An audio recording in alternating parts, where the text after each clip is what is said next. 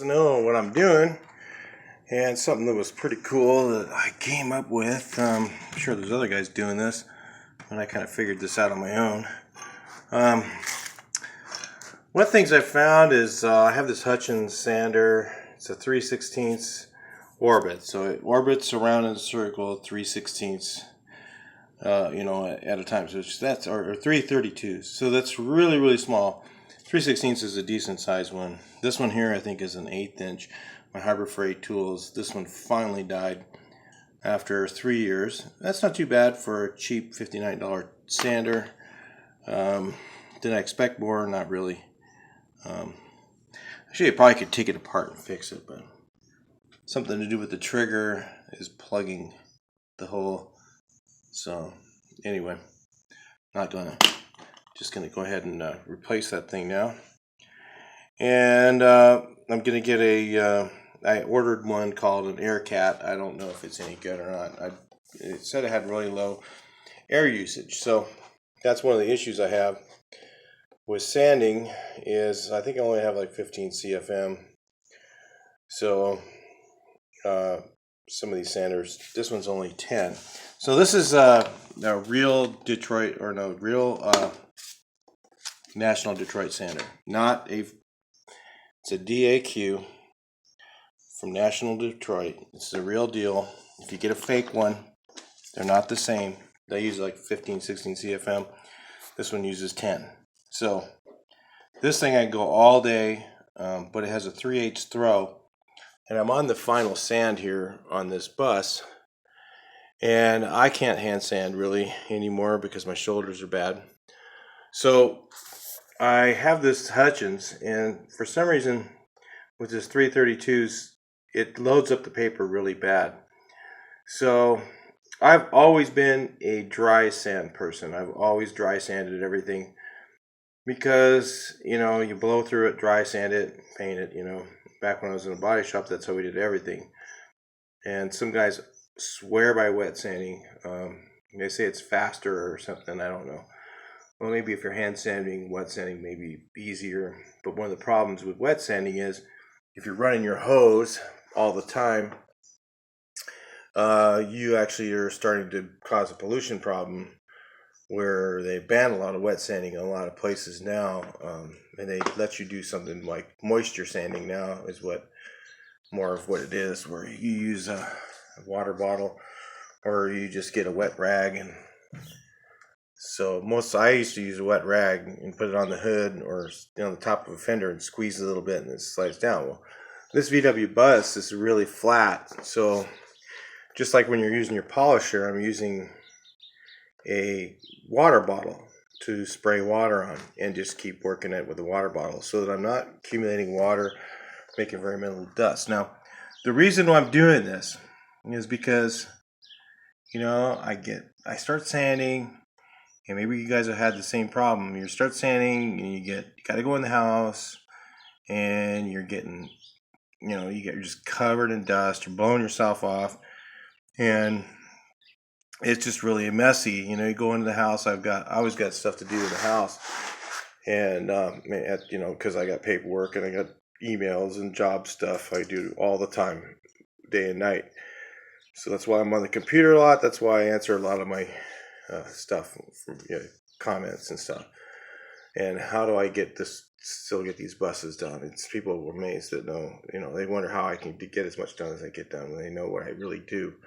So anyway, we're going to talk real quick about wet sanding versus dry sanding. A little bit of a long intro there, but and we're going to compare some of the things that you run into.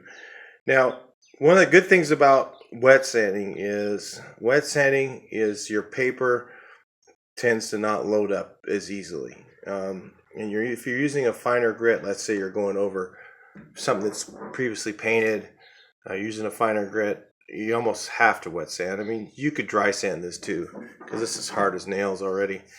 But sometimes it's easier to wet sand because you're loading up the paper. Dry sanding, if you're using a machine and you're using a 3/8 throw like this one is, this sander uses half the air.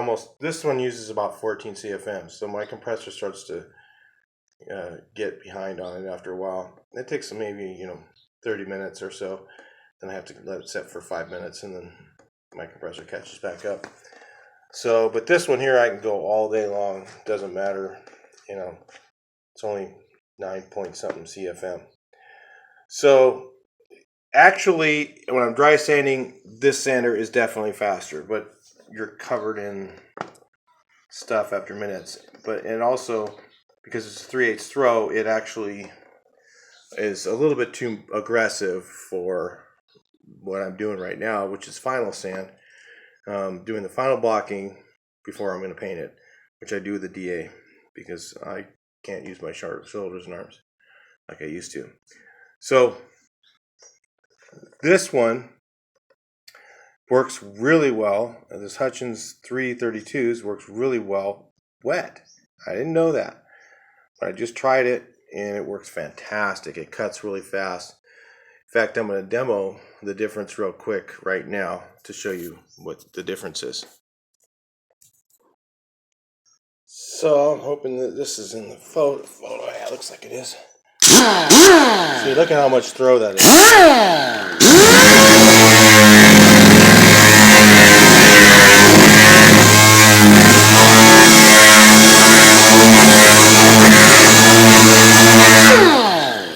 Okay, you see I'm using 220 with this. The other one I'm actually using 240. So you see how fast that is, and you notice that it's really hard to control that sander. This sander is just very, very aggressive.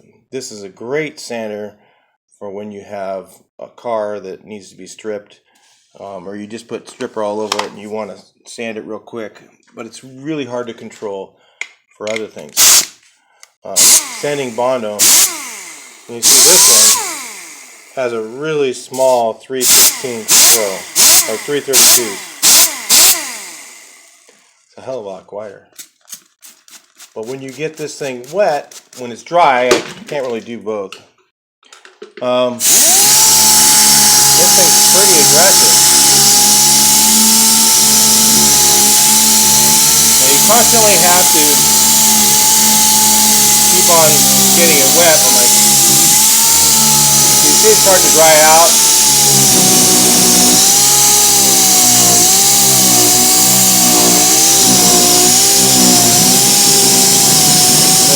This sander is almost as fast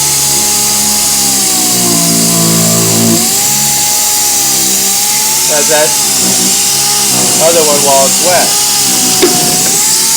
Great. My water just fell.